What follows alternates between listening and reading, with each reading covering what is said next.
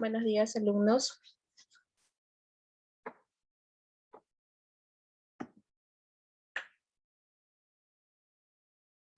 Buenos días, doctora. Buenos días, doctora.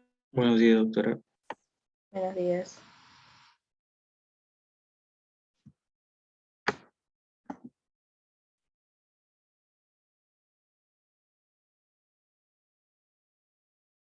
Bien, ya está proyectada la clase del día de hoy. Hoy día vamos a tratar dos temas. Uno con respecto a neumoconiosis. No vamos a hablar de todas las neumoconiosis, vamos a hablar de las neumoconiosis más frecuentes que tenemos en nuestro medio. Y vamos a hablar de bronquiectasias, los mecanismos fisiopatológicos, las causas y el tratamiento que damos para esta patología. Bien, ya somos 13, ya somos una buena cantidad, creo que falta un integrante, así es que voy a iniciar. Ya, vamos a empezar. Voy a cerrar esto. Bien, con respecto a los objetivos, bueno, primero lo que debemos, lo que nos hemos trazado con la charla y la ponencia de hoy, es conocer las enfermedades pulmonares ocupacionales más frecuentes en nuestro medio, en nuestro ámbito, conocer cuáles son las características clínicas y radiológicas de las principales enfermedades pulmonares ocupacionales, entender la etiopatogenia de las bronquiectasias y poder establecer las principales herramientas diagnósticas con las que contamos para hacer el diagnóstico de bronquiectasia. A la vez, cuáles son las características y manifestaciones clínicas de esta patología y cuáles son las estrategias terapéuticas con las cuales contamos a la actualidad. Bien, entonces vamos a empezar con enfermedad pulmonar ocupacional. Pero antes de hablar de enfermedad pulmonar ocupacional, nosotros debemos de saber qué es una enfermedad ocupacional. Entonces ya para esto la OMS ya desde el año 86 viene actualizando definiciones y viene haciendo múltiples reuniones con diferentes comités a nivel mundial para poder tratar estas enfermedades, pues que van a deteriorar la función pulmonar de los trabajadores. Entonces, la enfermedad ocupacional es aquella que es producida a consecuencia del trabajo realizado. En general va a obedecer pues a la habitualidad, eso quiere decir a la actividad que realiza el paciente o la persona y la constancia o frecuencia de algunos agentes etiológicos que están presentes en el ambiente laboral y que van a provocar alguna alteración en los trabajadores. El requisito básico y primordial es ser consideradas como tales en las legislaciones respectivas de los distintos países. Nosotros en nuestro país también tenemos comités que se encargan de hacer la evaluación ocupacional de los pacientes y ver si es que debido a la actividad que realizan están presentando algún tipo de alteración, ya sea de la vía respiratoria o en otras áreas o en otros sistemas. Ahora, con respecto a la enfermedad pulmonar ocupacional, es una alteración, es una afectación que va a haber involucrada a tres estructuras básicas del pulmón. La afectación va a ser bronquial, alveolo intersticial y o pleural. Estos son los tres componentes básicos que se ven alterados en una enfermedad pulmonar ocupacional.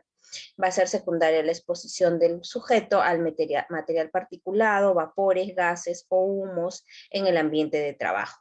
En los países en desarrollo, ¿cuáles son estas enfermedades más frecuentes? Tenemos el asma, EPOC, neumonitis por hipersensibilidad, neumoconiosis, el síndrome de sensibilización química múltiple, fiebre por humos tóxicos, esto es bastante frecuente en las personas que trabajan en la minería, en socavón, pues estos pacientes, si bien es cierto, están sacando el mineral, ellos no ven el gas que está saliendo al poder extraer el mismo. Entonces, esta es una fiebre que se puede producir en los mineros, ¿no? Fiebre por humos tóxicos, fiebre por metales, bronquiolitis, distrés respiratorio agudo y edema pulmonar.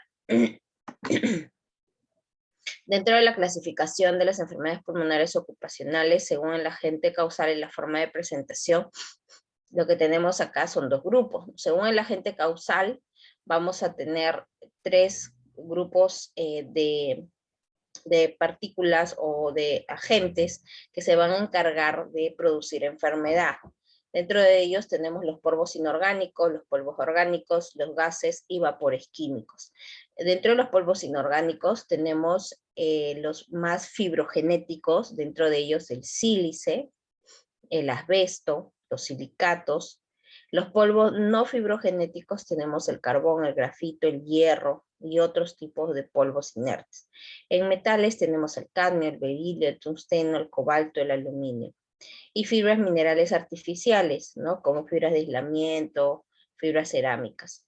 Dentro de los polvos orgánicos tenemos a los antígenos de actinomicetos, que es el pulmón del granjero, ¿no? Nosotros acá en el Perú tenemos en la zona del norte bastantes granjas, ¿no? De aves. Entonces van a generar estos polvos orgánicos. Entonces van a producir la vagasosis, la enfermedad de trabajadores del aire acondicionado, humidificadores. Tenemos antígenos aviarios, ¿no? Tenemos los antígenos de hongos o bacilos. Tenemos proteínas y enzimas vegetales y animales, es que van a generar el asma ocupacional. Dentro de los gases y vapores tenemos el amoníaco, el dióxido de azufre, el dióxido de nitrógeno, el cloruro de hidrógeno, el gas, el cloro, el ozono. Con respecto a la topografía y la afectación que generan estos agentes, tenemos, como ya les he mencionado, la afectación bronquial, la afectación parenquimatosa y la afectación pleural. Con respecto a la afectación bronquial, van a producir bronquitis crónica, asma, y lo más grave es el cáncer de pulmón, que esto está más relacionado al tiempo de exposición del trabajador, a la frecuencia y al tipo de partícula con el cual se ve expuesto el trabajador. Entonces, Estos son las tres enfermedades producidas por afectación bronquial. Con respecto a la afectación parenquimatosa, lo que va a producir es una alteración o depósito de estas partículas en el parénquima y van a provocar la aparición de enfermedades fibróticas pulmonares, ¿sí? Van a ocasionar neumonitis por sensibilidad, que es una enfermedad de tipo fibrótica o de tipo intersticial, enfisema, bronquiolitis obliterante. Dentro de la afectación pleural van a ocasionar derrame pleural, mesotelioma, que sería lo más perjudicial, que es un cáncer también bastante progresivo y limitante, con mal pronóstico, y lo más benigno sería la afectación o engrosamiento y calcificaciones pleurales por depósito de estas partículas que generalmente van a ser grandes y se depositan en la pleura y van a ocasionar un engrosamiento. Dentro de las enfermedades profesionales, según el órgano y sistema afectado, como ya hemos mencionado, tenemos que valorar nosotros a las neumoconiosis, ¿no? Como ya habíamos mencionado, tenemos el órgano afectado, directamente va a ser el parénquima. Entonces, las neumoconiosis van a ser causadas por polvo mineral fibrogénico. Dentro de estos responsables, tenemos al sílice, ¿no? Que va a producir la silicosis, tendremos la antracosilicosis, la asbestosis, y las siguientes enfermedades que van a afectar con mayor frecuencia, ¿no? Tenemos la silocotuberculosis, la siderosis, neumoconiosis por polvo mineral no fibrogénico, y el asma, y bueno, y las demás enfermedades ya mencionadas.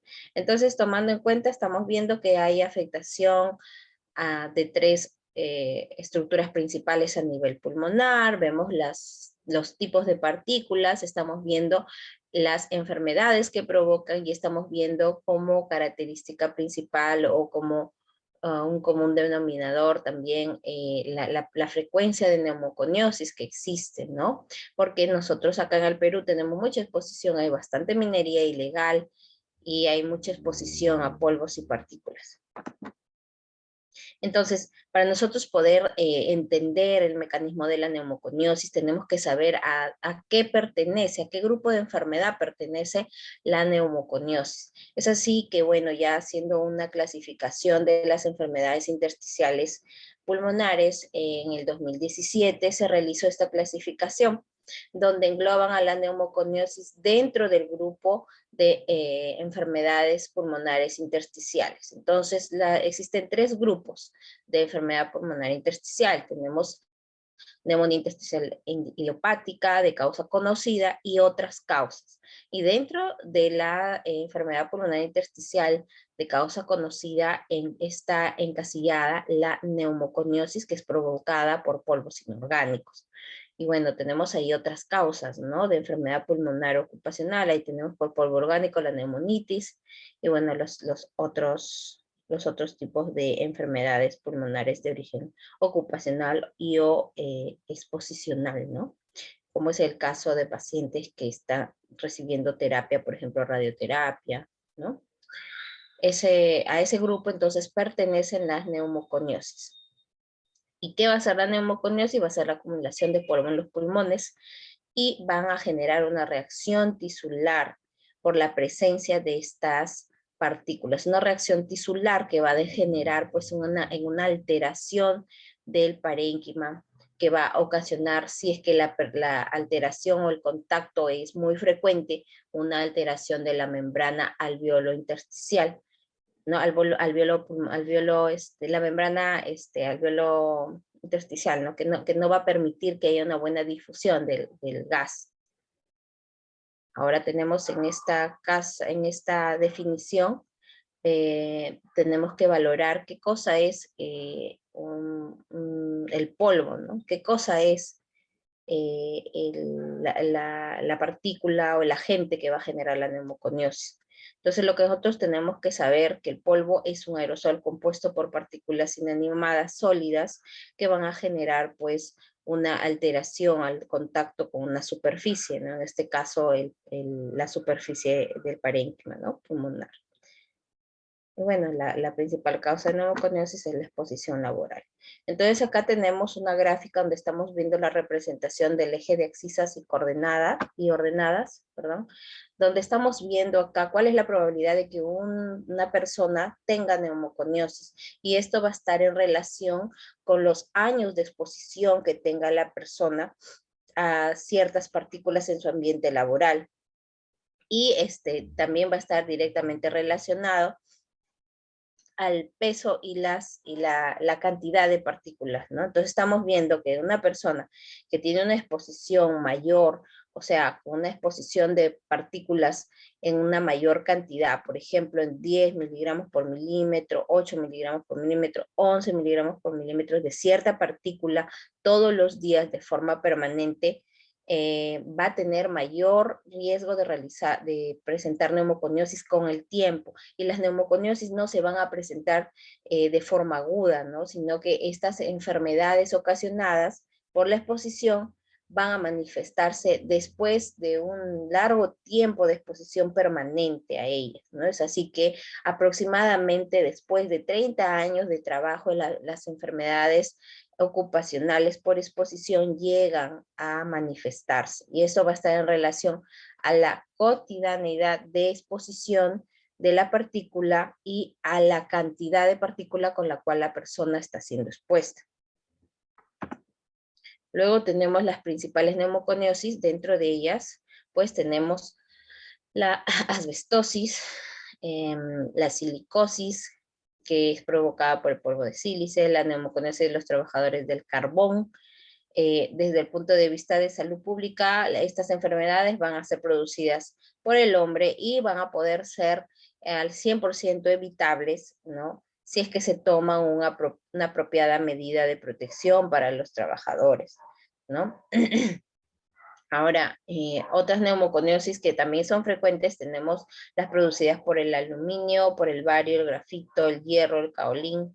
Tenemos la minería, ¿no? Que va a producirse por esta exposición. En la industria del papel, de la porcelana, en las pinturas, los insecticidas, ¿no? El plástico.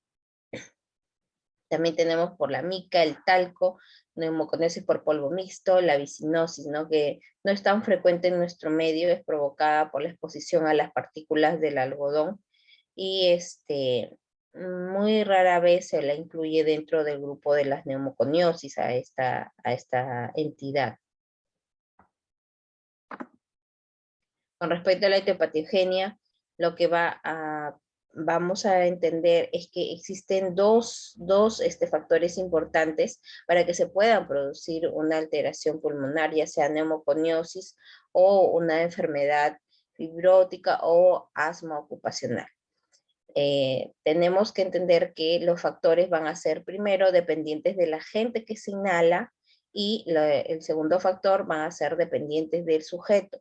Entonces, dentro de los factores dependientes del agente, tenemos acá que valorar el diámetro de la partícula, ¿sí? El tamaño de la partícula y las propiedades físico-químicas que ésta tenga. Dentro del diámetro, lo que tenemos que valorar es que las partículas mucho más pequeñitas, ¿no? De 0.5 a 5 micras, pueden llegar a los bronquiolos terminales, a los alveolos, y se van a quedar ahí depositados, van a generar de forma crónica y permanente una reacción inflamatoria que con el tiempo va a degenerar en una enfermedad. Puede ser cualquier tipo de enfermedad de las que se ha manifestado, pero va a estar directamente en relación al tamaño de la partícula y a la exposición.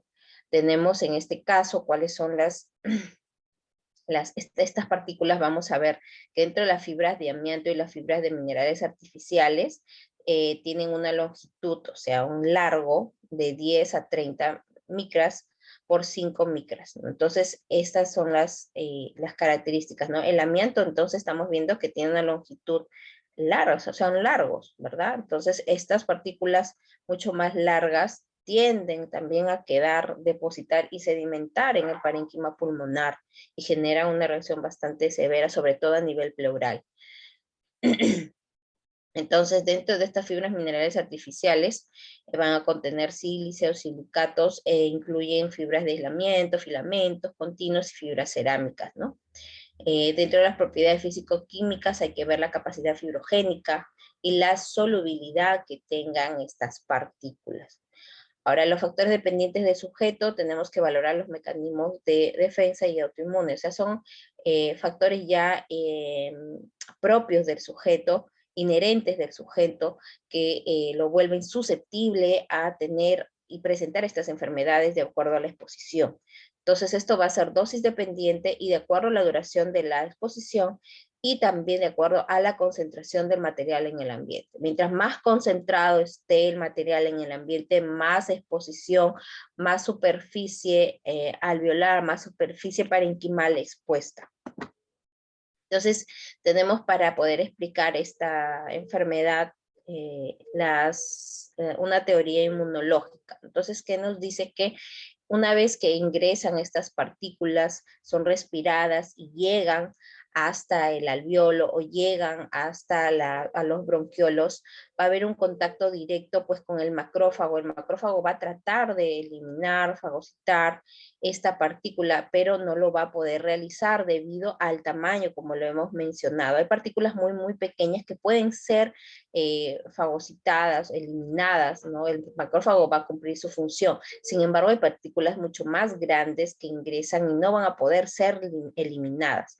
Entonces, al no poder ser eliminadas, van a generar enzimas lisosomales que van a generar una reacción más inflamatoria y van a producirse, en este caso, una liberación de sustancias más inflamatorias, que tenemos ahí las interleucinas, que van a generar posteriormente el agregado, ¿no? De fibras colágenas, van a generar mayor lesión a nivel endotelial, a nivel tisular, a nivel alveolar, ¿no? Entonces, generando posteriormente ya de acuerdo al tiempo de exposición y a la superficie de contacto que se ve alterada, va a generar necrosis, ¿no? Y esta necrosis pues al final va a generar una alteración del intercambio gaseoso y estos pacientes van a cursar con una insuficiencia respiratoria y esto se va a manifestar ya también con el tiempo,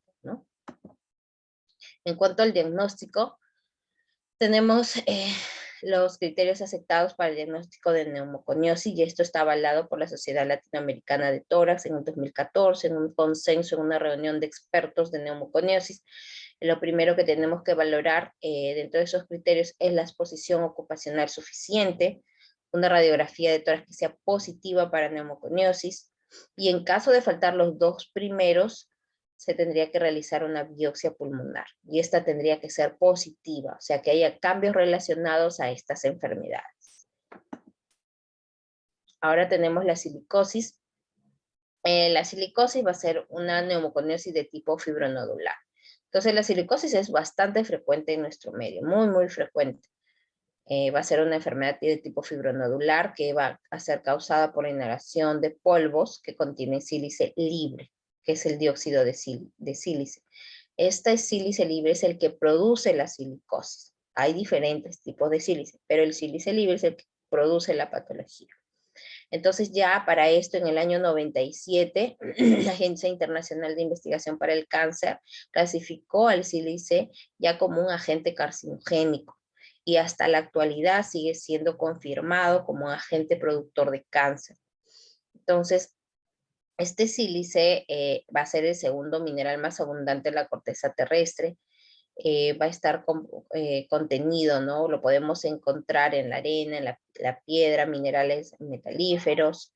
Dentro de los principales minerales que tenemos que tienen sílice, tenemos al cuarzo, la calcedonia y el ópalo, ¿no? Va a encontrarse cuarzo en la mayoría de las rocas magmáticas también sedimentadas. En cuanto a la presentación, a las formas de sílice, ¿cómo lo vamos a encontrar? En forma cristalina, tenemos en forma amorfa, el sílice libre es la que no va a estar combinada con ningún otro elemento y es la que va a producir la enfermedad, ¿no? El cuarzo es un ejemplo de sílice libre que cristaliza en el sistema hexagonal. La inhalación de polvo con contenido de sílice libre cristalizada en fracción respirable va a dar lugar a la silicosis, que es la forma más importante de neumoconiosis que tenemos en nuestro medio. Entonces, ¿qué ocupaciones de riesgo hay para presentar silicosis?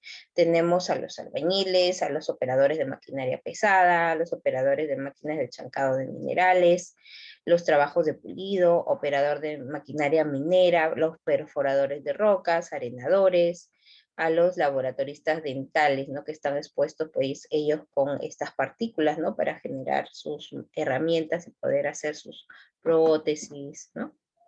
Entonces, vamos a hablar de la silicosis simple y cuáles son las características que vamos a encontrar en una radiografía. Entonces, la silicosis va a ser simple o crónica. Entonces, para ello debemos de ver una exposición y tenemos que hacer siempre la historia clínica de forma adecuada. Preguntar siempre a la persona, al trabajador, cuánto tiempo viene laborando en tal industria, ¿no? Industria minera, industria de construcción. Hay que preguntar el tiempo de exposición. La exposición para la presentación de esta enfermedad va a ser mayor a 20 años como mínimo reconocido. Son 8 años para que se produzca esta enfermedad. ¿Y por qué? Y esto está relacionado a características propias del individuo, ¿no? Que lo hacen más susceptible a desarrollar una enfermedad ocupacional de forma mucho más temprana. Los tipos que tenemos de silicosis, tenemos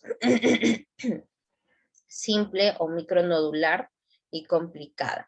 Dentro de la simple micronodular lo que vamos a encontrar son micronódulos de hasta 10 milímetros que van a estar bien definidas. La afectación va a ser en los lóbulos superiores con compromiso bilateral y también podemos encontrar calcificaciones. La complicada es la fibrosis pulmonar ya maligna o la fibrosis masiva, progresiva, que vamos a ver más adelante en una imagen. A menudo esta enfermedad va a ser asintomática, ya con el tiempo y la exposición vamos a encontrar disnea progresiva, insuficiencia respiratoria crónica, cor pulmonar ya en estadios más avanzados de la enfermedad, ¿no? Donde hay un compromiso ya mucho más severo.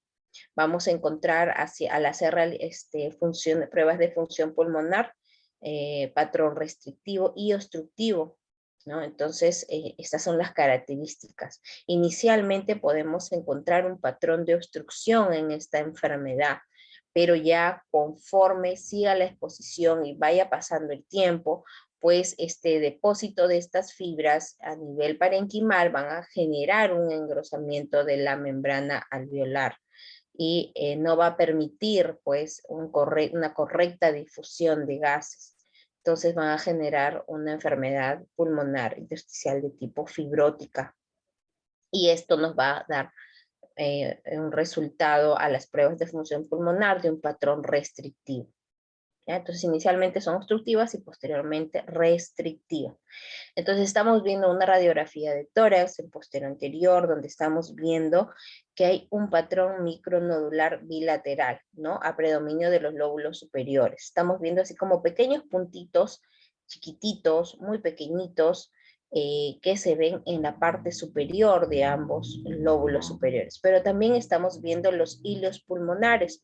Los hilios pulmonares pues son las estructuras que están al costado del corazón, que se ven como especie de ramificaciones, ¿sí? Vemos ahí también que hay micronódulos muy pequeñitos y estos se van a extender hasta los ápices pulmonares. Bien, tenemos acá esta presentación, ¿no? Esta misma presentación.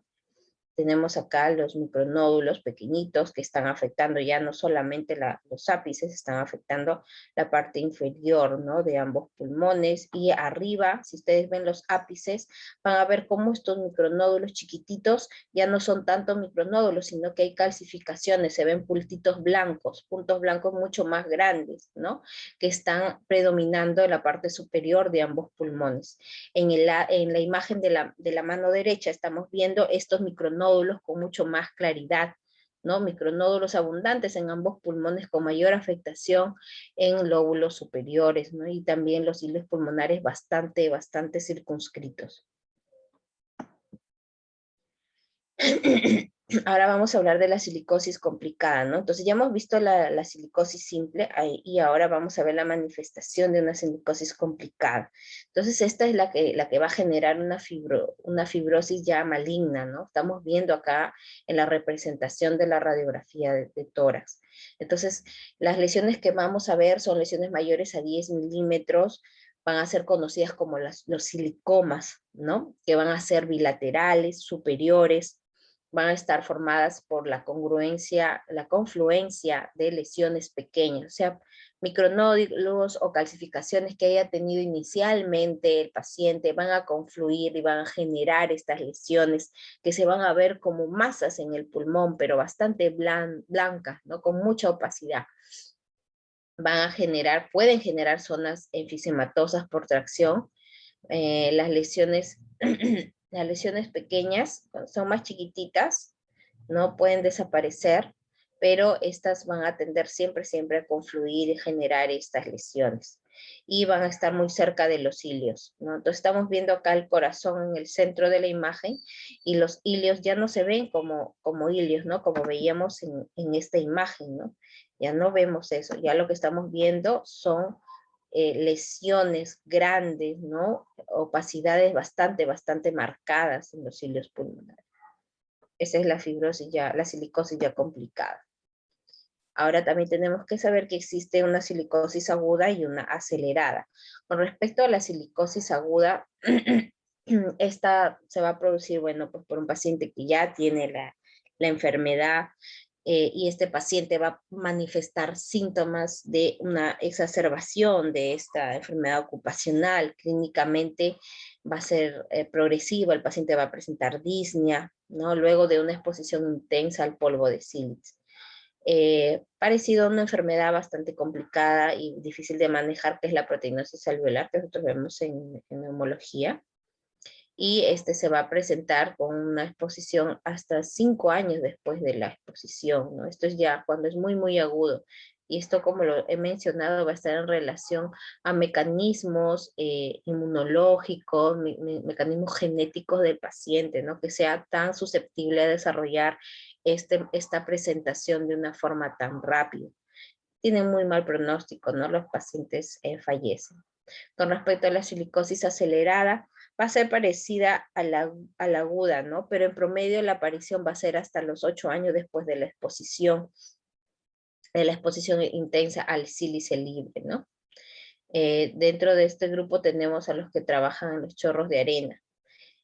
Hubo un caso bastante sonado que fue en el año 96 en Argentina, donde hubo una exposición a esta y una presentación acelerada de silicosis, ¿no? de los trabajadores que estuvieron expuestos a este sílice. Entonces, estos pacientes fallecían mucho antes de cumplir la exposición total. Eran pacientes medianamente jóvenes, de 50, 58 años, ¿no? Presentaron lamentablemente una silicosis de presentación acelerada, manifestando la enfermedad antes de los incluso 8 años de exposición. En cuanto al tratamiento de la silicosis, ya sabemos que es una enfermedad irreversible, esto no tiene cura, no se soluciona, el pulmón no se regenera, es una enfermedad ya de depósito que va a generar una fibrosis progresiva, como estamos viendo. Lo que tenemos que hacer es prevenir la progresión, reducir las complicaciones, cambiar el ambiente laboral. Algunas intervenciones que sí pueden ayudar, puede ser uno, la vacunación. Es importante porque tenemos una estrecha relación entre la silicosis y la tuberculosis, ¿no? Que son primas hermanas. Entonces, tenemos que tener la vacunación, la BCG, tener vacunaciones para la influenza, para el neumococo, para evitar, pues, aparición de estas patologías en un pulmón ya dañado, ya tiene una lesión estructural por la enfermedad. Hay que controlar las infecciones, hacer PPD si nosotros sospechamos una infección por micobacteria, lavado pulmonar. No se realiza, es una prueba en la cual se lavan los pulmones, ¿sí? Pero no está validado para realizar en el contexto de estas patologías. ¿Por qué? Porque el lavado no va a sacar las partículas ya están adheridas en el componente intersticial, están en la membrana alveolar, entonces al realizar el lavado no vamos a sacar estas partículas, es por eso que esta técnica no se debe de utilizar en la silicosis. Y bueno, lo más grave ya en caso de una afectación tan generalizada se debería realizar un trasplante pulmonar. ¿Cuáles son las patologías más frecuentes asociadas al sílice? Tenemos que, como les había mencionado, la tuberculosis es prima hermana, ¿no? de la silicosis. Entonces, hay un aumento de susceptibilidad a la tuberculosis, ¿no? En los pacientes que tienen esta patología. Al Mycobacterium complex como a micobacterias no tuberculosas. Cáncer de pulmón, EPOC, enfermedades autoinmunes como artritis, vasculitis, que sean ANCA positivos, ¿sí? Enfermedad renal crónica y micosis pulmonares también están relacionadas al sílice. Ahora vamos a hablar de la asbestosis.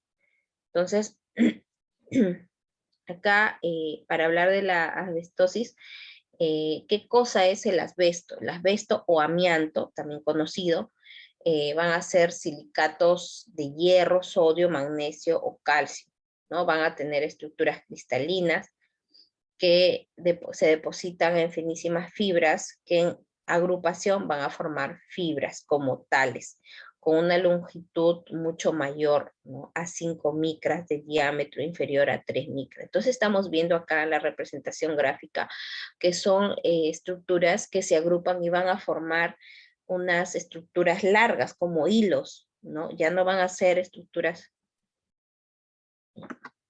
Ya está metida Francis. Bien, ya no van a ser estructuras pequeñas, ¿no? No van a ser polvos, no van a ser partículas, van a ser estructuras agrupadas como pequeñas hileras que se van a depositar, que son mucho más largas, ¿no? Entonces, el diámetro es mucho mayor. Tenemos acá al crisolito, vemos acá la clasificación del asbesto, ¿no? O amianto. Entonces tenemos dos grupos, las serpentinas y los anfíboles.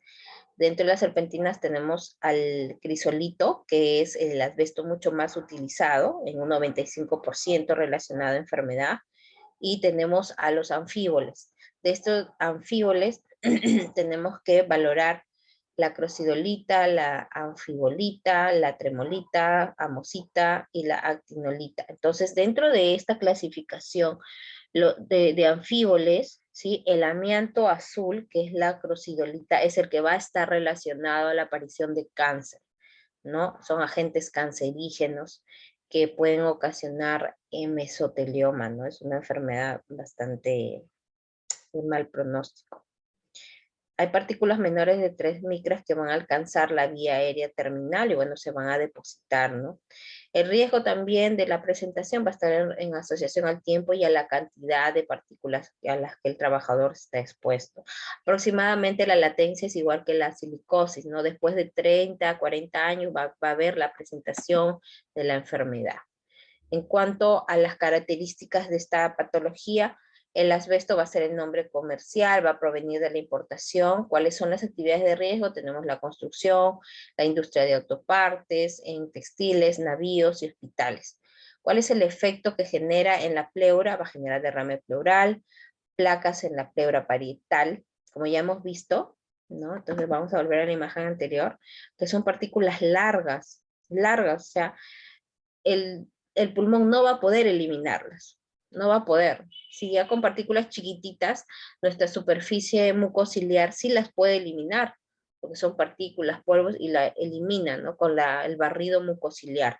Pero estas partículas tan largas no van a poder ser eliminadas. Entonces, van a depositarse y van a generar una alteración, sobre todo a nivel pleural, ¿no? Como estamos viendo, el asbesto genera mucho mayor patología en la pleura, ¿sí? Eso que quede bien claro, en la pleura. Entonces van a ocasionar aparición de placas pleurales, enfermedad pleural visceral difusa, atelectasis redondas y mesotelioma, que es lo más peligroso. Los efectos sobre el parénquima pulmonar: tenemos la aparición de asbestosis y de una neoplasia, ¿no? Que sería en este caso el mesotelioma. Otras formas de cáncer relacionadas al asbesto: también puede haber cáncer relacionado o ligado al asbesto con afectación de la faringe, laringe, esófago, estómago, colon y ovarios. En cuanto a la prevención, tenemos que valorar ahí que actualmente en nuestro medio no se ha logrado erradicar por completo el uso de amianto, asbesto. Todavía hay industrias que se dedican pues a la fabricación de los eterní, ¿no? Los eterní para las industrias de las pinturas, sobre todo en la industria de construcción. No se ha logrado erradicar este uso en el Perú. Entonces sí hay patología, sí hay mesotelioma, sí hay asbestosis que encontramos en muchos pacientes, porque lamentablemente no tenemos una entidad reguladora que se encargue de erradicar el uso de este agente que es tan dañino, ¿no? En Europa sí se ha logrado la eliminación del uso de este componente en la industria de construcción, ¿no? Salvo pues algunas áreas, ¿no? Que se dedican a la demolición no han podido hacerlo, pero la exposición es muy, muy mínima, cosa que en el Perú no se cumple, ¿no? Entonces es importante hacer una prevención, nosotros como médicos, hacer campañas campañas de información para los trabajadores en cuanto a su exposición y explicarles que ante esta exposición continua y permanente que van a tener, ellos deben de evitar cualquier tipo de actividad que genere más daño pulmonar. Es por eso que en estos pacientes debemos de indicar que no fumen, que ellos estén cuidando, que usen los equipos de protección que se les dan en sus trabajos, y sobre todo si van a estar expuestos y van a continuar en ese empleo, pues el hecho de fumar va a generar mucho mayor inflamación y va a generar en que la presentación de estas enfermedades sea más temprana. Entonces, según la Comisión Internacional de Protección Radiológica, se demuestra que el mayor tamaño de la partícula que logra entrar al tracto respiratorio es aproximadamente de 100 micras. O sea, mire, si ingresa, es una partícula grande, pero logra ingresar y se deposita. Y aquellas de un tamaño menor de 10 micras van a penetrar a la nasofaringe. y las menores de 7 micras logran alcanzar los sacos alveolares y se van a depositar en la superficie, ¿no? Alveolar. Entonces, este tamaño de las partículas es importante que sepan, ¿no? Porque estamos viendo que la afectación del tracto respiratorio va a estar, va a ser diferente de acuerdo al tamaño de estas partículas. Luego tenemos las características radiológicas, ¿no? De la asbestosis. A diferencia de la silicosis, la afectación va a ser predominante en lóbulos inferiores y posteriores, al ser pues unas fibras largas, como hemos mencionado, y pesadas, se van a depositar en las bases. Ya no vamos a ver que se depositan en los lóbulos superiores, a diferencia de la silicosis, porque estas fibras son mucho más largas y pesan más, y por el peso tienden a depositarse en las bases pulmonares. Las lesiones que vamos a encontrar son lesiones reticulares, irregulares y bilaterales. Entonces tenemos estas características de la asbestosis, ¿no? Donde estamos viendo una radiografía de tórax en la imagen del lado izquierdo, donde estamos viendo que hay un depósito, ¿no? Placas en la parte inferior de ambos pulmones, ¿sí? En los segmentos basales de ambos pulmones. En la radiografía del lado izquierdo, del lado derecho, perdón, vemos que aparte, que a diferencia de la radiografía del lado izquierdo, va a encontrarse un patrón reticular, ¿no? Así como redecitas, como huequitos chiquititos en las bases pulmonares. Eso va a ser el patrón reticular que va a generar esta enfermedad, ¿no? Ahora vamos a hablar del asma ocupacional. Bueno, el asma ocupacional es bastante frecuente. Si bien es cierto, el porcentaje de afectación que estamos viendo representado es muy poco, pero de un 5 a un 15% estamos hablando de una presentación bastante alta, ¿no? Hablar de asma ocupacional de un 5 a 15% es una presentación bastante alta. Entonces, en los países industrializados se va a estimar que aproximadamente este porcentaje, del 5 al 15% de los casos de asma que se inician a edad adulta, son atribuibles a la exposición ocupacional, ¿no? ¿Cuáles son los agentes? Hay más de 250 agentes involucrados en su aparición. Este tipo de asma es más frecuente en sujetos que trabajan en las industrias harineras, madereras, químicas y en aquellos que van a manipular pinturas, ¿no? Como el poliuretano. Entonces, para tener claras las características y la definición de asma ocupacional, existen criterios. Dentro de estos criterios, los que tenemos son que el paciente tenga diagnóstico de asma, ¿sí? Lo otro es que el paciente comience el asma después de inicio de un trabajo, la asociación entre los síntomas de asma y el trabajo, o sea, que esté trabajando y el paciente inicie y presente los síntomas del asma.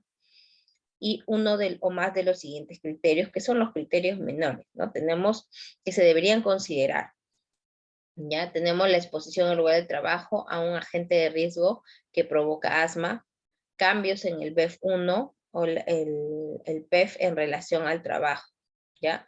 Que es el PEF, el pico flujo expiratorio en relación al trabajo.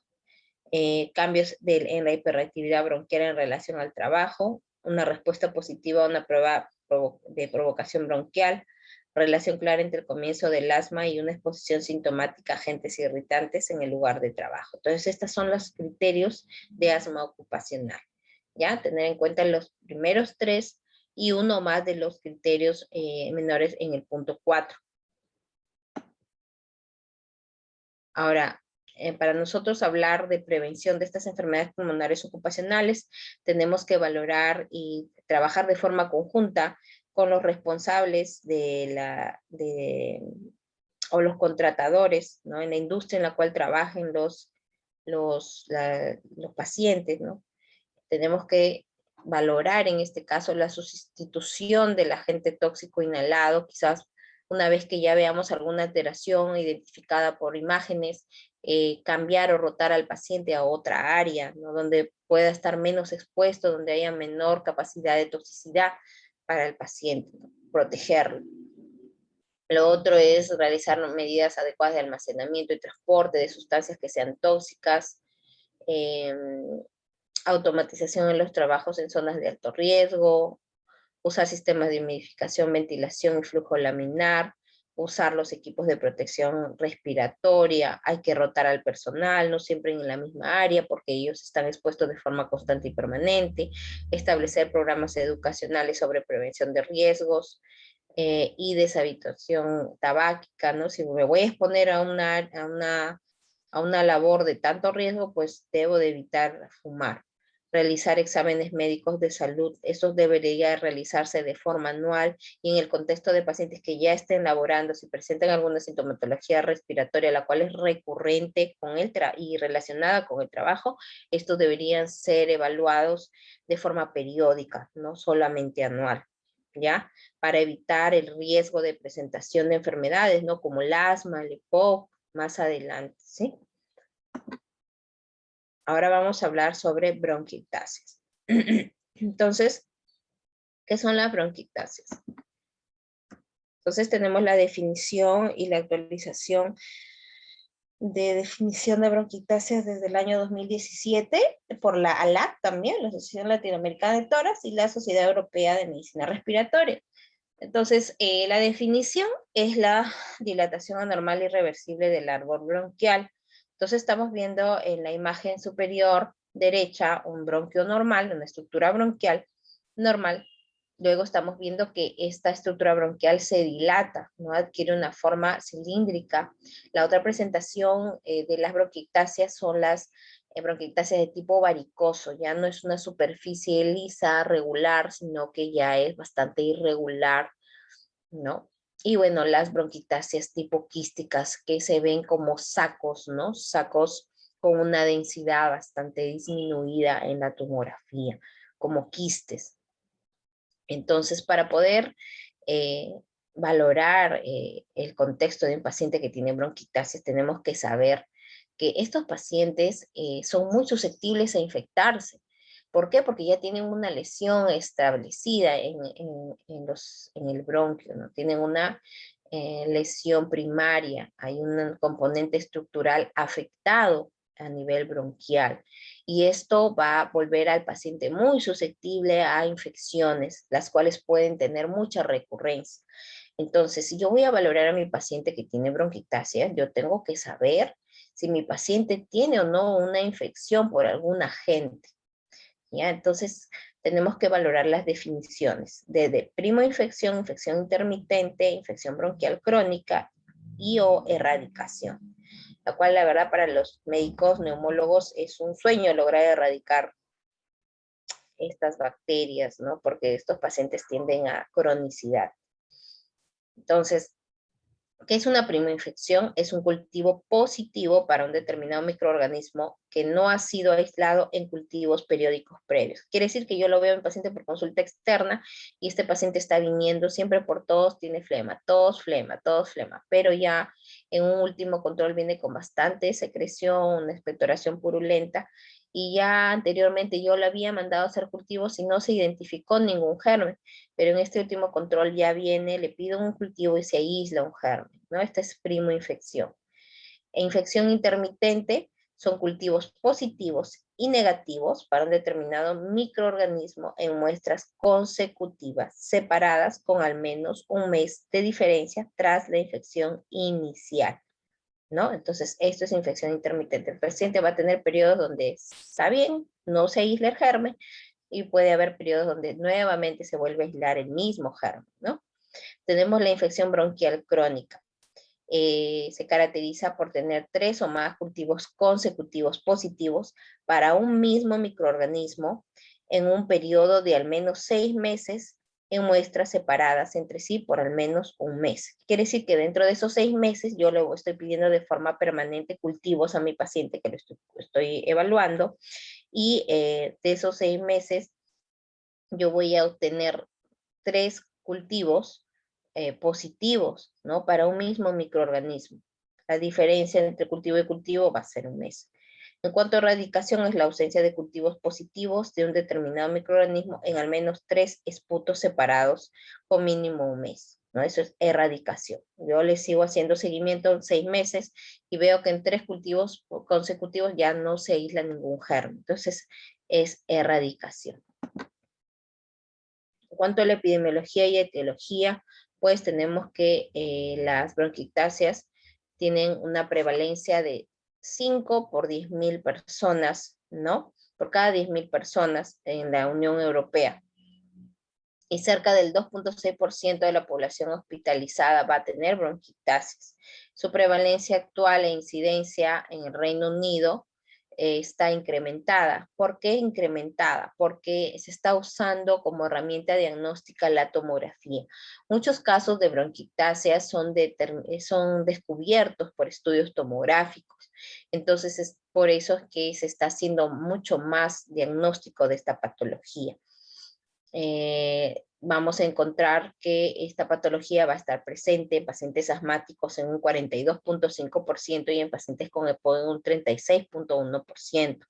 Las etiologías más frecuentes, ¿no? Según el estudio realizado en el 2016 por Journal Respiratory European, determinó que haciendo un estudio donde se valoraron múltiples publicaciones y tomando en cuenta los ensayos clínicos aleatorizados que se realizó, valoraron que la causa postinfecciosa, la etiología postinfecciosa era la más frecuente, ¿no? Tenemos también los estudios, las causas idiopáticas, las inmunodeficiencias, las bronquitasias por enfermedad pulmonar obstructiva crónica, por enfermedades del tejido conectivo, por asma, ¿no? Entonces son las causas más frecuentes son las postinfecciosas. Hay estudios que valoraron las características en la presentación idiopática, ¿no? En una serie de casos, valorando la etiología de las bronquiectasias, también se logró determinar que la causa y el origen idiopático era mucho frecuente, pero estas causas idiopáticas se llegó a determinar que estos pacientes habían cursado con enfermedades respiratorias durante su infancia o durante su juventud. Es así que no lograron determinar que la causa idiopática sea más frecuente, sino relacionada a causas postinfecciosas. ¿Ya? Entonces estamos viendo aquí que la edad, ¿no? La edad frecuente de aparición también es en pacientes mayores de edad, ¿no? Mayor en los pacientes adultos, donde hay mayor presentación de la patología. Entonces estamos viendo acá la etiología, según la Sociedad Española de Medicina Respiratoria, esto ha sido publicado en el año 2019, donde nos dicen que el 30% de las causas va a ser postinfecciosa, seguido de las enfermedades de la vía respiratoria, ¿no? Pacientes que tienen enfermedades crónicas como el EPOC, asma, luego siguen las inmunodeficiencias, tenemos las asociadas a enfermedades sistémicas, la asperginosis broncopulmonar alérgica, la disinesia ciliar, las causas locales, ¿no? Como post-trasplante, neumonía, defectos congénitos y de etiología desconocida. Esperen un momentito, muchachos, por favor.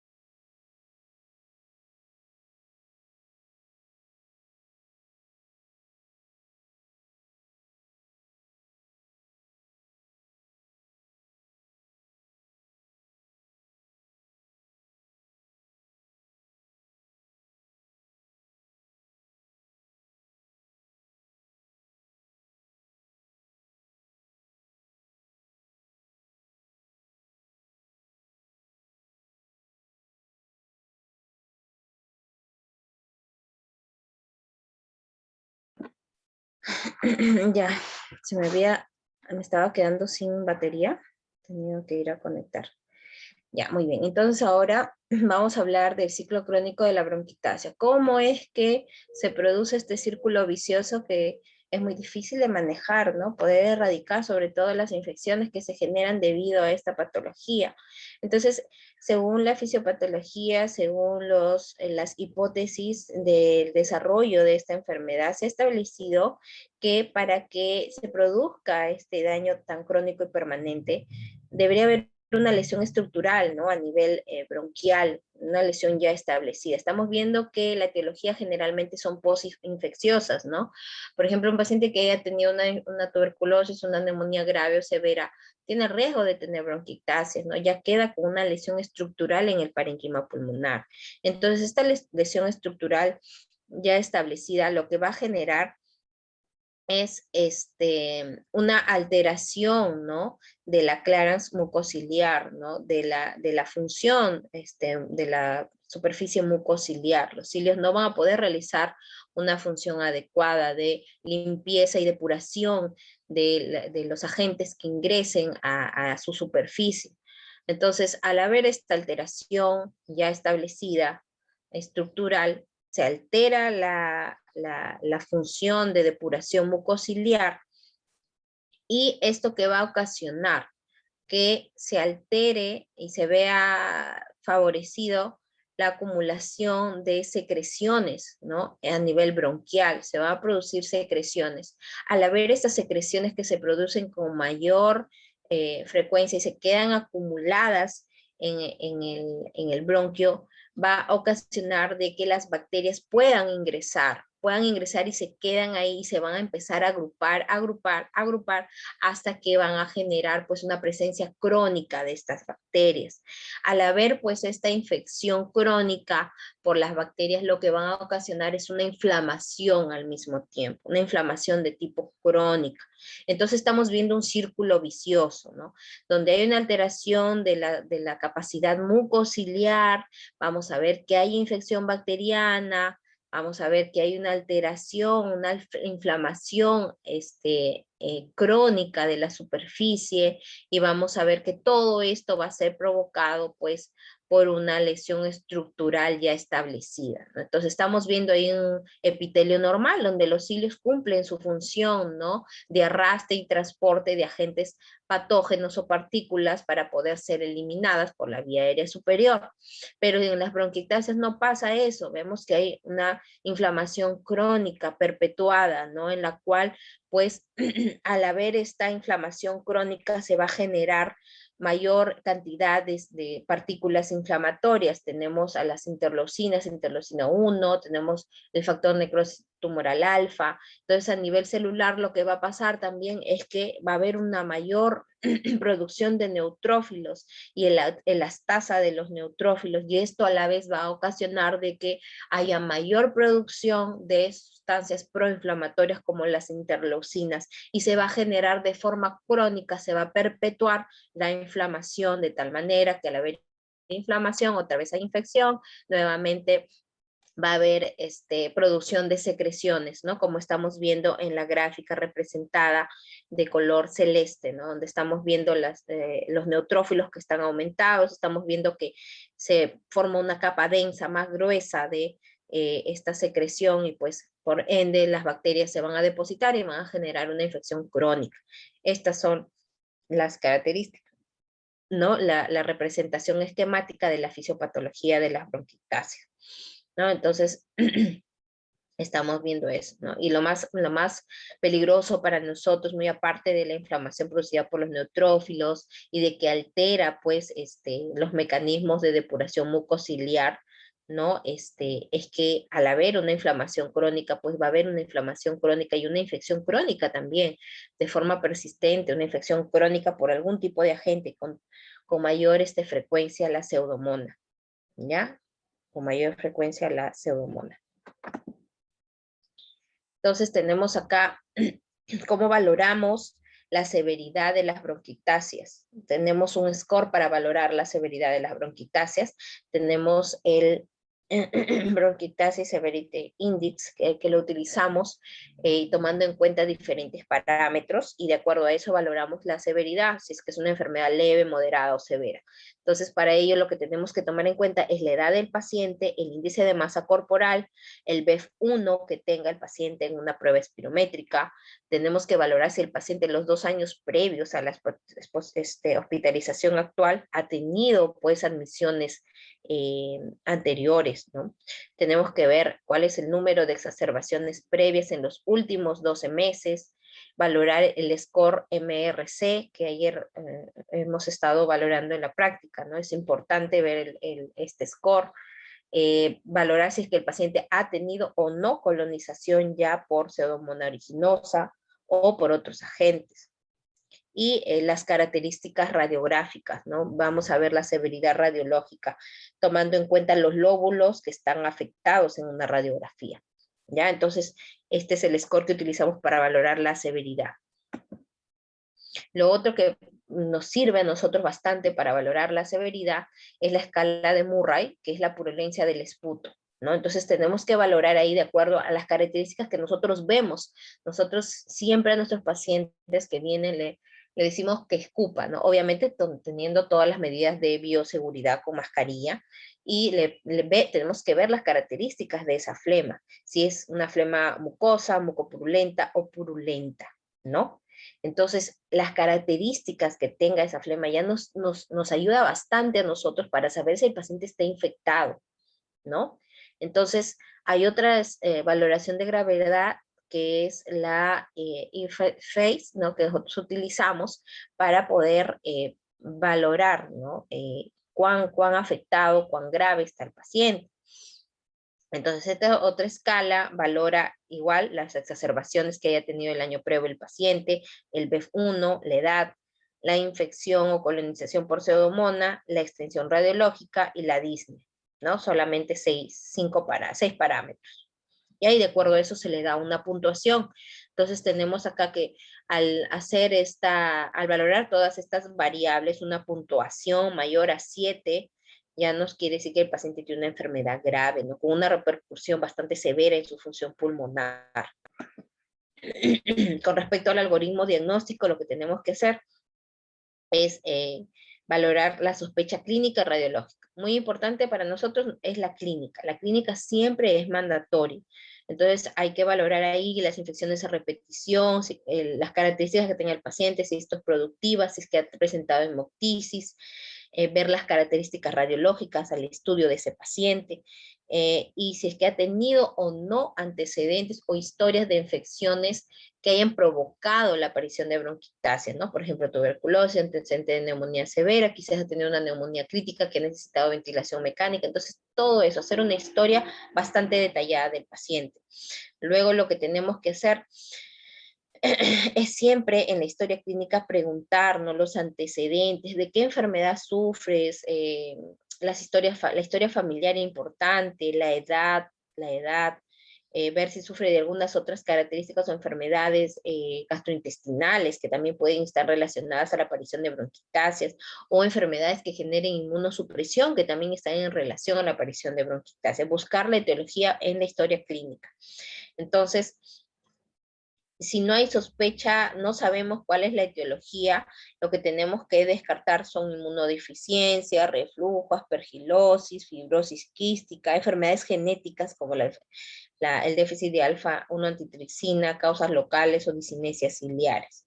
Ya, en el caso de que no tengamos la sospecha etiológica, no sepamos cuál es la etiología de esas bronquiectasias, y hacer pruebas complementarias, ¿no? Pruebas complementarias como pruebas de función pulmonar o estudios más avanzados, tomografía, ¿ok? Ahora, si es que hay sospecha clínica y radiológica, ya tengo el contexto de mi paciente cual le he hecho la entrevista, le he hecho la historia, y hay sospecha, hay que pedirle una tomografía, que es el gold estándar para el diagnóstico de bronquiectasis. ¿Sí? Tenemos que pedir importante, como ya les había mencionado también, un cultivo, siempre los cultivos para bacterias comunes, gérmenes comunes y hongos. También cultivo para micobacterias. Hacer pruebas de función pulmonar, importante, y una analítica completa, donde vamos a tener que ver función hepática, función renal, También tenemos que valorar si es que el paciente tiene o no alteraciones congénitas que puedan generar la aparición de bronquiectasias, de obstrucción, ¿no? Como malformaciones genéticas, traqueomalacia, traqueobroncomalacia. Ahora, para el diagnóstico, como ya les he dicho, lo primero y lo más importante, valorar, ¿no?, las características clínicas y de acuerdo a eso hacer el aislamiento del patógeno por cultivo. Pero hasta tener el cultivo, pues tenemos que hacer un estudio imagenológico y ver realmente si el paciente tiene las bronquiectasias. Entonces, para eso valoramos la tomografía axial computarizada de alta resolución. Tiene que ser de alta resolución, no es la tomografía helicoidal multicorte. Entonces, es una tomografía de alta resolución, donde vamos a ver signos directos e indirectos. Entonces, en los signos directos tenemos que valorar los criterios de NIDISH. ¿Cuáles son estos criterios? La visualización de dilataciones bronquiales a menos de 1 centímetro de la pleura parietal, ¿sí? Como estamos viendo en la imagen donde dice A, ¿no? Hay dilataciones a menos de 1 centímetro de la pleura parietal. Tenemos que valorar el diámetro de la luz bronquial, que sea mayor que el diámetro del vaso acompañante, que es el signo del anillo de sello, ¿no? O índice bronquial arterial menor de 1, que lo vemos en la representación gráfica B, ¿no? Ahí vemos el signo del anillo de sello. Luego tenemos la visión del bronquio dilatado en toda su trayectoria longitudinal hasta la periferia, que es el signo del rey de tranvía, que lo vemos en la representación C. Todo el bronquio dilatado y se va llegando hasta la pleura, ¿no? Muy bien. Y los signos indirectos tenemos el engrosamiento de la pared bronquial, impactos mucoides, patrones de mosaico, telectasias, nódulos, niveles hidroaéreos. Luego tenemos que, bueno, como ya les he mencionado, aislar el patógeno. El patógeno más frecuente es el Haemophilus influenza, seguido de la pseudomonas. Ojo que la pseudomonas es el agente más frecuente hallado que va a generar cronicidad. Cronicidad. O sea, si hablamos de cronicidad o de enfermedad crónica o intermitencia, que son los términos que hemos valorado inicialmente con la charla de bronquiectasias, pues la pseudomonas es el agente mucho más frecuente, que ocupa el primer lugar en generar cronicidad e intermitencia. Pero el microorganismo más frecuente al generar infección es el Haemophilus influenzae. Luego tenemos la pseudomonas, estreptococo, moraxella, enterobacterias, estáfilos y gram negativos. Hay que hacer pruebas de función pulmonar, se puede hacer una espirometría, un DLCO, pletismografía, dependiendo lo que necesita el paciente. Y ya cuando no tengamos la causa, no haya causa establecida y todos los estudios hayan salido negativos, habría que hacer una broncoscopía para tomar una muestra bronquial y mandar estudio anatomopatológico. Entonces así tenemos las características, ¿no?, radiográficas de las bronquiectasias quísticas. Las vamos a ver así, ¿no?, como quistes en la parte inferior que están con las flechitas de color gris, ¿no? Tenemos ahí las bronquiectasias en el estudio posterior anterior, y en la lateral estamos viendo lo mismo, ¿no?, las bronquiectasias, que son dilataciones que estamos viendo, ¿no? Y estas son las características tomográficas que vamos a ver, ¿no? Las bronquiectasias cilíndricas en la primera imagen, ¿sí? Las bronquiectasias quísticas y las bronquiectasias varicosas, ¿no? Las varicosas que son tortuosas. En la imagen donde dice bronquiectasias varicosas vemos el signo del rey de tranvía, ¿no? Donde vemos que es toda la dilatación en su longitud del bronquio que se está aproximando hacia la pleura, ¿no? Hacia la periferia, ¿no? Donde vemos el anillo de sello, donde dice bronquiectasias cilíndricas, hay imágenes, ¿no?, en la parte inferior, donde se ve un bronquio dilatado y al costadito se ve pues una estructura blanquita, ¿no?, que es el anillo de sello.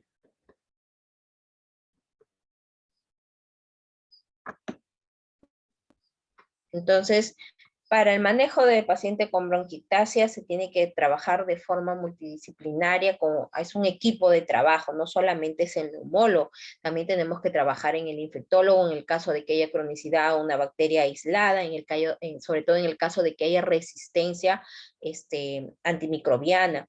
¿no? Se tiene que trabajar con un nutricionista porque son pacientes que siempre van a estar tosiendo, van a estar con flema, con tos, y todo eso va a deteriorar su función pulmonar. Necesitan ellos para eso un manejo adecuado de su nutrición, también valorar la evaluación por otras, especialidades. En el caso de que la etiología de las bronquiectasias fuera relacionada a estas especialidades. Tendría que ser evaluado gastro, si el paciente sufre de reflujo gastroesofágico, tendría que ser evaluado por reumatología en el caso de que el paciente curse con una enfermedad de tipo inmunológica, ¿no? Y valorar todas las comorbilidades que pueda tener el paciente, ¿no? Si es hipertenso, si es diabético, si tiene alguna enfermedad cardiovascular, hacer rehabilitación, también es importantísimo la terapia física, manejo de secreciones, y bueno, manejar por parte de neumología las agudizaciones y evitar la cronicidad por infecciones bacterianas. Entonces, ¿cuáles son los pasos para el manejo de las bronquiectasias? Tenemos en el paso 1 que tenemos que tratar la causa subyacente, usar técnicas adecuadas de depuración mucociliar, es decir, rehabilitación pulmonar. El paciente debe de tener siempre su vacuna contra la influenza, esto de manera anual. En el caso de las exacerbaciones, usar antibióticos de forma empírica hasta tener cultivos positivos, y usar este plan de forma permanente, ¿no? O sea, este paso número 1. Ya si el paciente ha tenido más de 3 exacerbaciones en un año, deberíamos de saltarnos el paso 1 e irnos al paso 2, ¿no? Entonces, en este caso va a necesitar fisioterapia, ¿no? Y también considerar terapia mucoactiva, o sea, para que le pueda eliminar esas secreciones. Si el paciente tiene 3 o más exacerbaciones por año, ¿ya? Y no hay mejoría con lo realizado en el paso 2, ¿sí? ¿Qué es lo que tenemos que hacer? Si es que ya tenemos un cultivo con aislamiento de algún germen, lo que deberíamos de hacer, sobre todo si es que es aislado pseudomonas, deberíamos usar antibióticos inhalados para pseudomonas aeruginosa o antibióticos alternativos, ¿no? Como los macrólidos, de forma prolongada, ¿no? Si hay otro patógeno potencialmente aislado o aislado de forma permanente, también se debería usar macrólidos de forma prolongada. O alternativamente se podría usar otros antibióticos por vía inhalada. Si no hay patógenos aislados y el paciente sigue con mucha tos, mucha flema, mucha mucopurulencia, se debería usar macrólidos de forma prolongada, ¿sí? Si el paciente, a pesar de estar en el paso 3, no mejora y continúa con estas mismas molestias, se debería ir al paso 4, en donde nosotros valoramos usar macrólidos de forma prolongada y junto a antibióticos por vía inhalada también de forma prolongada. Y ya en el último de los casos, si el paciente tiene 5 o más exacerbaciones en el año, deberíamos saltearnos el paso 4 y considerar antibióticos por vía intravenosa de forma prolongada. Tratamiento ya cuando el paciente es muy exacerbador y no mejora, pese a seguir todos estos pasos, debería ser el uso de antibióticos endovenosos de forma prolongada, que pueden ir hasta más de 3 meses.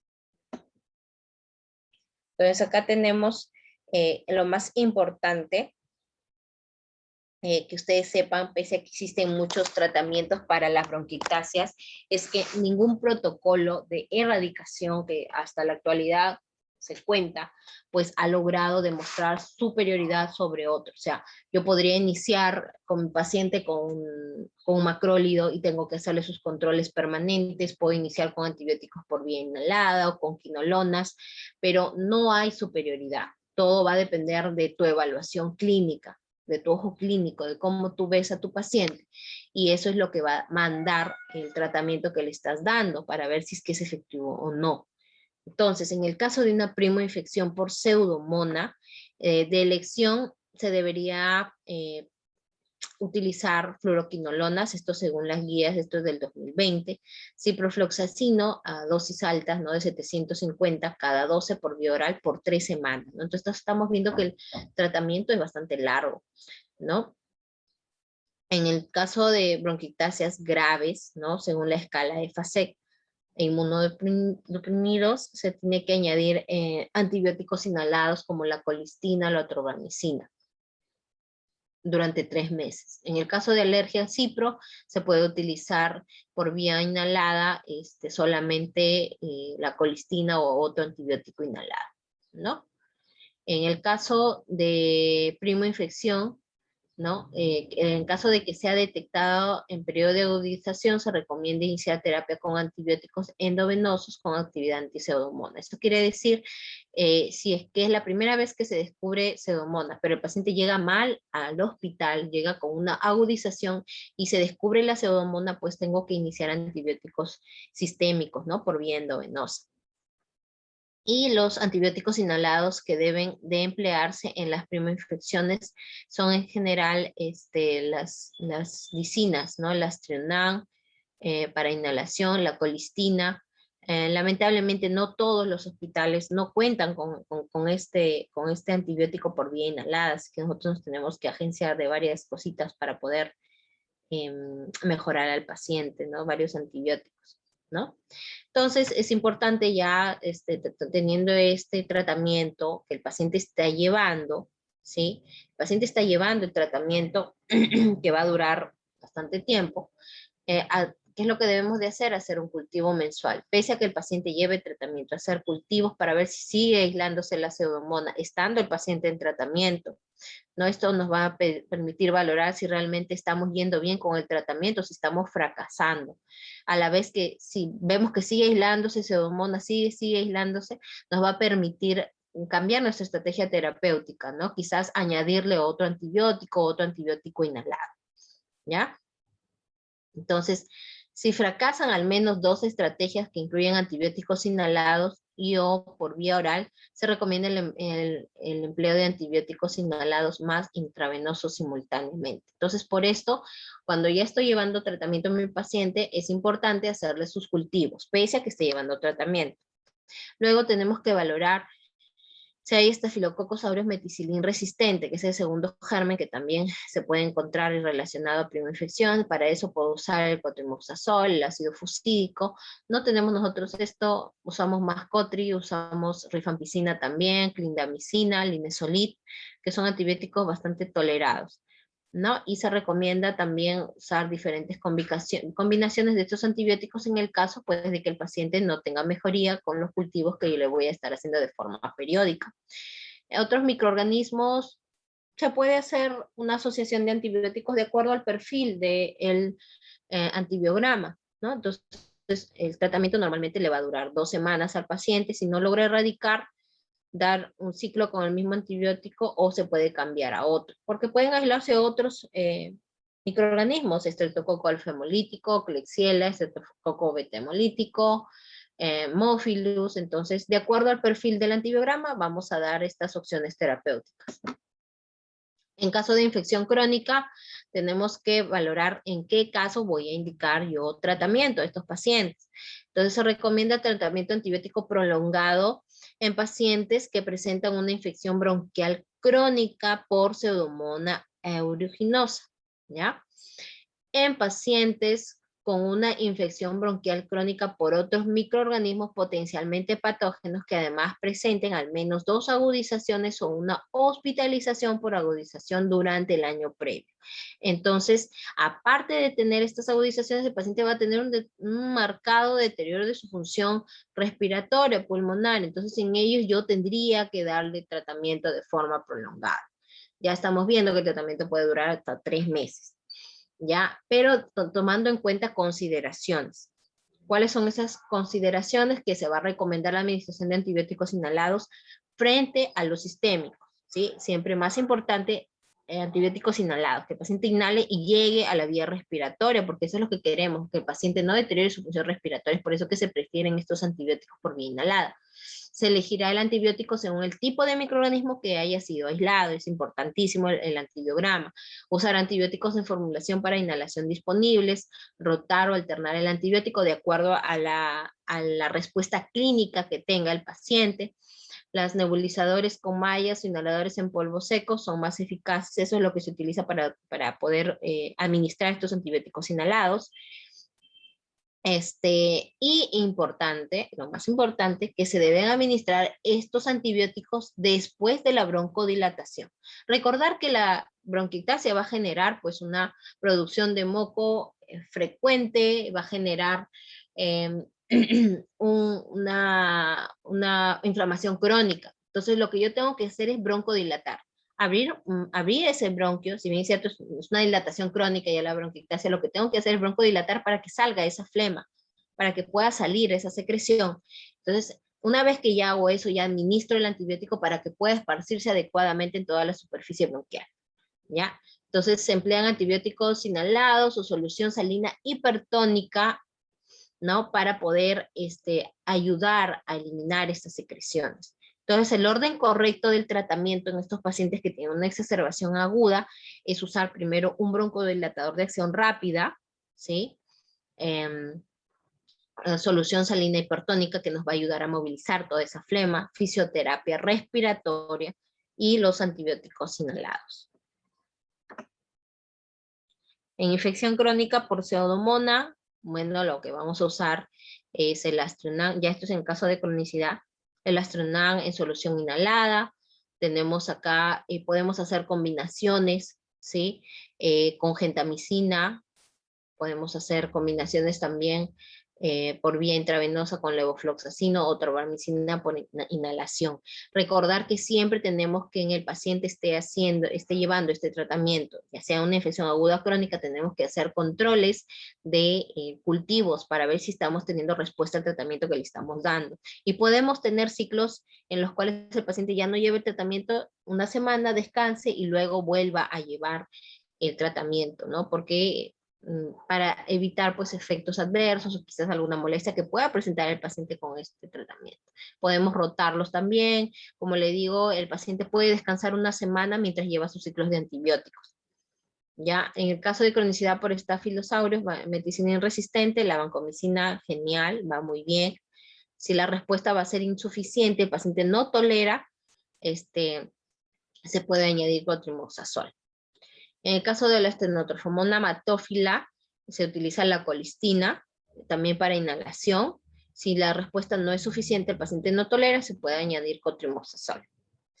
En el caso de otros microorganismos hallados, se puede usar la gentamicina. La verdad es un fármaco muy, muy bueno, maravilloso en inhalación, que utilizamos con bastante frecuencia y la verdad los pacientes tienen buena respuesta, ¿no? Lo utilizamos incluso para pseudomonas, ¿no? Si la respuesta es insuficiente, se debería probar otras formulaciones por vía intravenosa, ¿ya? De acuerdo al perfil del antibiograma.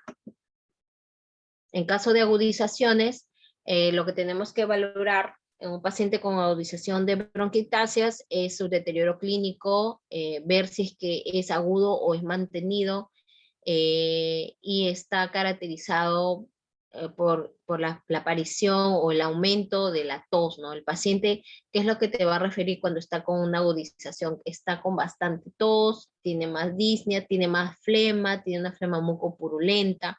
Entonces, hay que valorar la clínica y las características del esputo para decir que el paciente tiene una agudización, ¿no? Entonces, aparte de eso, ver, como les digo, la disnea y otras manifestaciones clínicas, ¿no? Dolor torácico, fiebre, ¿no?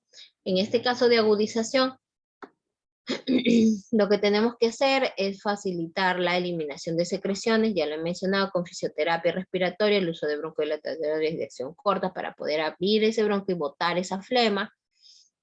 Tenemos que hacer el cultivo de esa secreción, de ese esputo, Tenemos que manejar el broncoespasmo. Los pacientes al tener esta infección, pues hay que broncodilatar para botar. Recordar que estos bronquios se cierra porque esa flema está ahí, no permite pues el ingreso de aire. Entonces, lo que tenemos que hacer es broncodilatar para que pueda botar esa flema, ¿no? Los pacientes se obstruyen debido a esa densidad de la secreción. Es importante también mencionar que en el contexto de las bronquiectasias no se debería de indicar como primera elección los corticoides sistémicos o los corticoides inhalados, porque lo que queremos hacer es eliminar esa secreción y evitar pues el depósito permanente de corticoides en una superficie inflamada que puede provocar con el tiempo mayor contacto de bacterias en esa superficie. Entonces, estos corticoides inhalados en el contexto de bronquiectasia solamente se podrían utilizar cuando el paciente curse con un broncoespasmo bastante marcado o severo, ¿no? En el contexto de un paciente que tenga bronquiectasias y asma sí se podría utilizar, pero de elección no se deberían usar los corticoides inhalados. Bueno, una vez que ya ha sido aislado el germen, se debería dar el tratamiento antibiótico apropiado. Si es que no ha habido infección por alguna otra, por otra bacteria, no se da el tratamiento, pero sí ha habido una infección previa, sí se debería dar un tratamiento dirigido de acuerdo al antibiograma, ¿ya? Y de acuerdo a lo que hemos mencionado. Ya, estos son los antibióticos que se deberían de usar, estos son los esquemas en caso de agudizaciones leves y graves, ¿ya?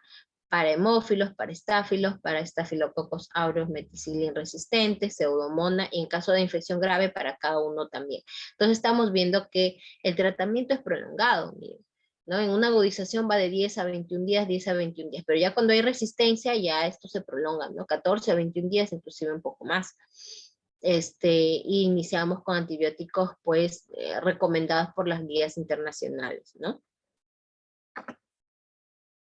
Bien, estos son los antibióticos por vía inhalada, solamente para mencionar con los que contamos, no es necesario que ustedes se lo aprendan. Entonces, los antibióticos por vía inhalada tenemos el Astronam, el ciprofloxacino en polvo seco para inhalación, tenemos el colisteramato, que es la colistina, la gentamicina, la verdad que es muy, muy buena por vía inhalada y por vía endovenosa. ¿Ya?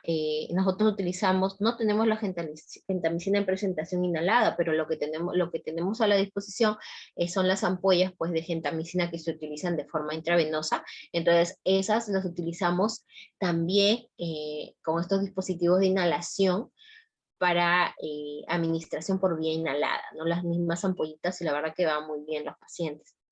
Luego tenemos levo, tobamicina y vancomicina, ¿no?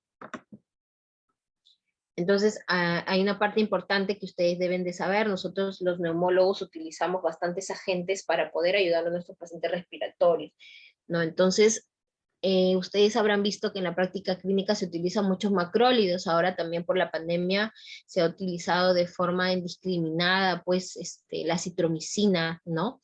Y ustedes deben de saber por qué los indicamos, ¿no? Ustedes ven cuando ya entran a la práctica clínica que los neumólogos van a indicar antibióticos, en su preferencia van a ser macrólidos, y eso tiene una justificación, ¿ya? Entonces, voy a explicarlo acá con este cuadrito. Tenemos 3 agentes que utilizamos mucho en medicina respiratoria: los macrólidos, los mucolíticos y las sustancias hipertónicas. Entonces, los macrólidos en pacientes con al menos 2 agudizaciones al año deberían de ser utilizados. ¿Cuál es el agente más utilizado? Tenemos la acitromicina, que debería de usarse por lo menos 3 veces por semana en días no consecutivos. Siempre a los pacientes, cuando vamos a utilizar estos agentes, tenemos que hacerle un electrocardiograma para ver si tiene el paciente algún tipo de alteración o algún tipo de enfermedad ya establecida a nivel cardiovascular, porque bueno, estos macrólidos pueden alterar el QT y pueden ocasionar pues algún tipo de patología isquémica de forma aguda. Entonces siempre hacerle un previo. Tenemos que hacer una analítica hepática, excluir también infección por micobacterias no tuberculosas. ¿Por qué? Porque si el paciente tiene estas infecciones, podemos generar resistencia. Entonces siempre es importante. Luego tenemos los mucolíticos, ¿no? Los mucolíticos, ¿por qué los utilizamos? ¿No? Entonces acá, de rutina no se recomienda, ¿sí? Que son, a ver,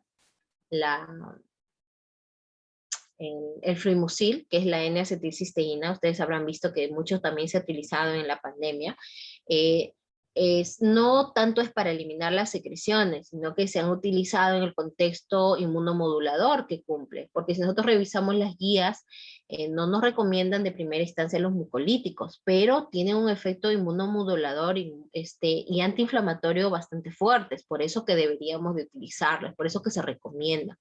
¿Sí? En el caso de los pacientes con EPOC no deberíamos indicarlos porque no tienen mucha producción de flema, a diferencia de los pacientes que tienen bronquiectasis, ¿no? Entonces, en los pacientes que tienen bronquiectasis se deberían de usar dosis bastante altas. Normalmente la dosis habitual de la acetilcisteína, N-acetilcisteína, es de 200 miligramos, ¿no? Pero en un paciente, en el contexto de las bronquiectasias, podemos usar dosis bastante altas, llegar hasta 1800 al día, ¿no? O sea, una dosis de 600 cada 8 horas, ¿no? Y ambroxol para poder eliminar secreciones. En el caso de las sustancias hipertónicas, bueno, esas se usan de forma nebulizada, ¿no? Se administra el cloruro de sodio, ¿sí? Con el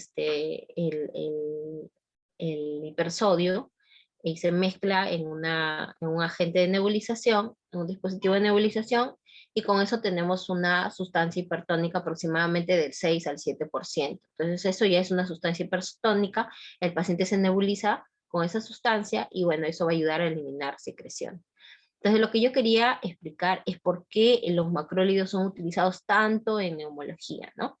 ¿Por qué? Porque tienen un efecto antimicrobiano ya establecido, pero también tiene un efecto inmunomodulador, ¿no? Entonces, ¿qué es lo que pasa cuando hay una infección crónica como la que ocurre en las bronquiectasias, ¿no? Entonces, cuando hay una inflamación crónica como las bronquiectasias, va a haber una colonización también por alguna bacteria, ¿no? Entonces, eso puede perpetuar la infección en estos pacientes. Entonces, estas bacterias van a generar mecanismos de comunicación, ¿no? Van a generar mecanismos de comunicación entre sí para poder resultar o ejercer efectos nocivos en el bronquio, ¿no? Y de tal manera que estos mecanismos van a favorecer el desarrollo y la unión de esta población y eso va a generar de que sea muy difícil erradicarlo. Eso se llama quorum sensing, ¿no? Este mecanismo en el cual las bacterias mantienen una comunicación estrecha y desarrollan efectos que van a favorecer su crecimiento y desarrollo y su difícil erradicación.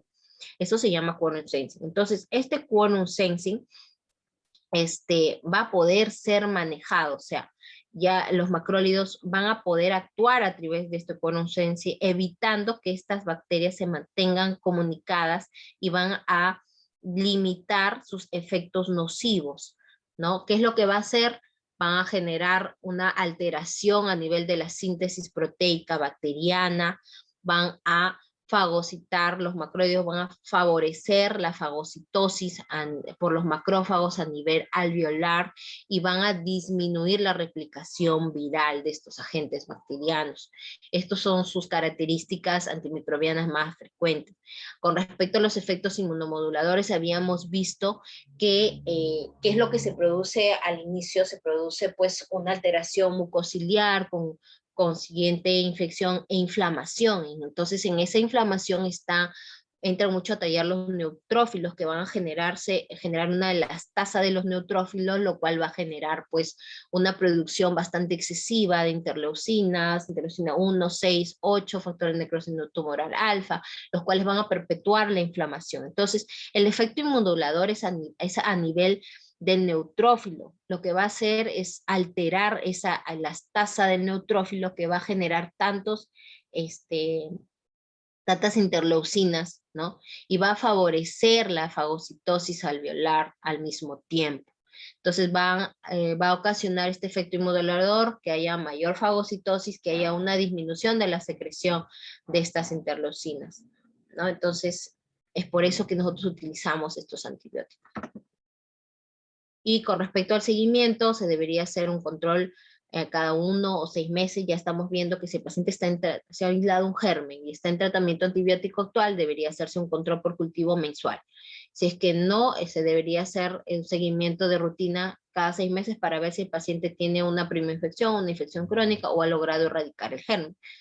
Se tiene que valorar la clínica del paciente por la escala MMRC, que le hemos visto también, valorar las características del esputo, las agudizaciones en número y gravedad, la saturación del oxígeno, el cultivo de esputo se tiene que hacer para bacterias, micobacterias y hongos, siempre recordar eso, hacer unas pruebas de función pulmonar, ver cómo se encuentra la espirometría.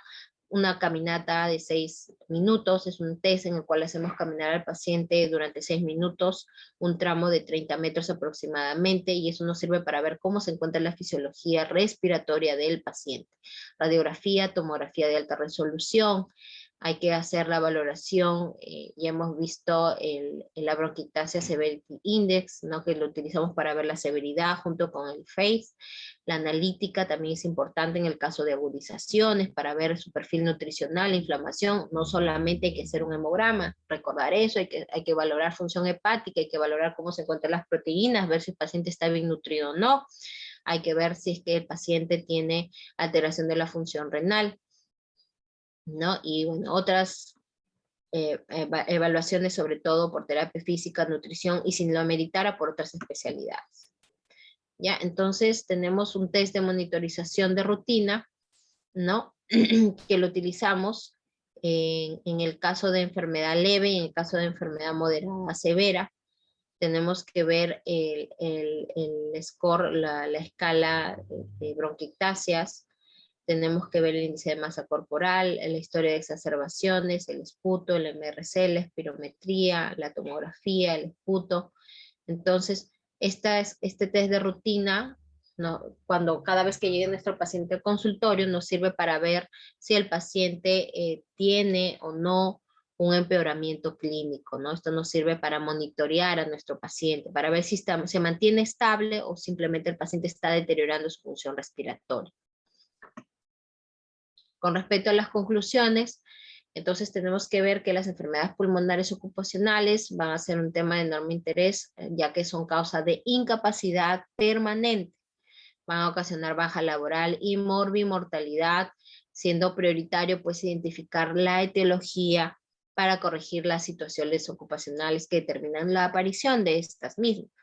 Por ello es importante realizar un abordaje multidisciplinario, haciéndose necesaria la participación no solo del neumólogo, sino de inmunólogos, alergólogos. Ya hemos visto que hay agentes particulados a los cuales puede haber contacto y va a generar la aparición de agente de alergias, hiperreactividad, asma. Se tiene que hacer un trabajo consensuado con los médicos ocupacionales, epidemiólogos y toxicólogos. Y con respecto a las bronquiectasias, recordad que las bronquiectasias son el producto final de diversas enfermedades. Ya vemos que la etiología más frecuente es la postinfecciosa. Por lo tanto, se deben investigar las etiologías que nos permitan dar un tratamiento específico. El objetivo del tratamiento siempre va a ser mejorar la clínica y detener la progresión de la enfermedad del paciente. Las pautas de tratamiento prolongado, estamos viendo que hemos visto múltiples pautas. El tratamiento prolongado va a ser siempre lo más recomendado por la difícil erradicación de gérmenes colonizantes. Y la forma de administración inhalada tiene elevada eficacia y es lo más recomendable, ¿no? Con altas concentraciones a nivel local y escasos efectos secundarios. Bien, eso es lo que tenía que exponer el día de hoy sobre bronquiectasia, enfermedad ocupacional, sobre todo la más frecuente. No quería abordar todas las enfermedades ocupacionales porque son abundantes, Las más frecuentes en nuestro medio son la metasilicosis, abestosis y asma ocupacional. Con respecto a bronquitasias, creo que ha sido bastante detallado, ha sido bastante gráfico, poder entender. Con respecto al tratamiento, también estamos viendo que es un tratamiento bastante prolongado, y bueno, pues estos pacientes hay que estar vigilándolos de forma permanente para ver si mantienen un perfil de estabilidad, no progresan, o si el paciente ya tiene una enfermedad que está deteriorando bastante su calidad de vida. Y nada más, voy a enviarles por por interno, a ver, aquí te voy a pasar, Percy, las diapositivas para que ustedes las tengan. Ojo que el test que van a tener este día viernes está en relación a la exposición. Así que revisen la exposición porque todo lo que se les ha hablado, se les ha explicado, va a venir en el test. Todo lo que está en la ponencia va a ser netamente aludido al examen del día viernes. Aparte de eso, también voy a enviarle voy a enviar a través de Percy unos resúmenes para que ustedes puedan leer y puedan desarrollar un test adecuado este viernes. No sé si habría alguna consulta, alguna pregunta o duda.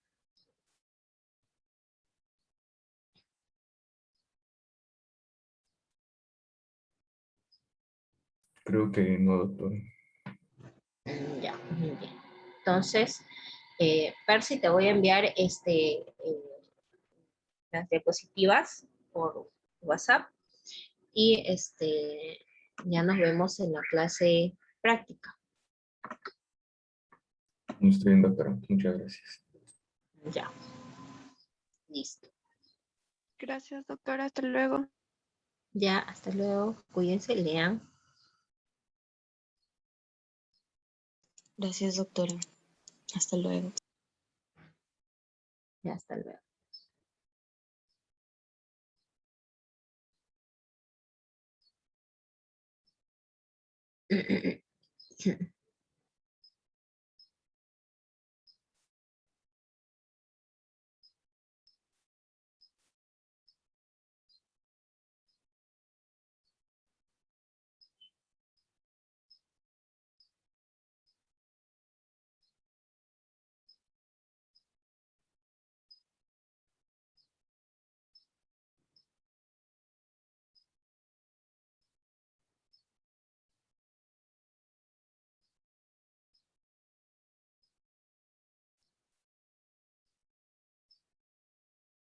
Ya.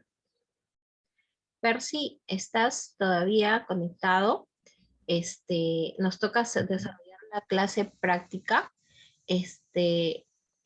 más o menos hasta las 9:30, con el mismo link podemos ingresar, ¿ya? Ya.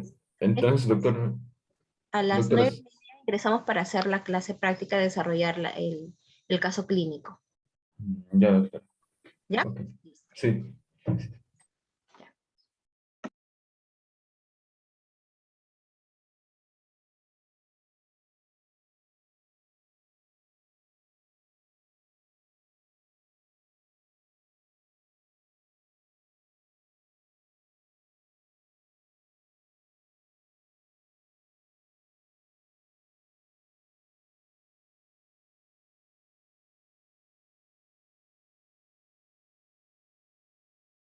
Doctora, usted mencionó el mismo link, ¿sería la clase práctica?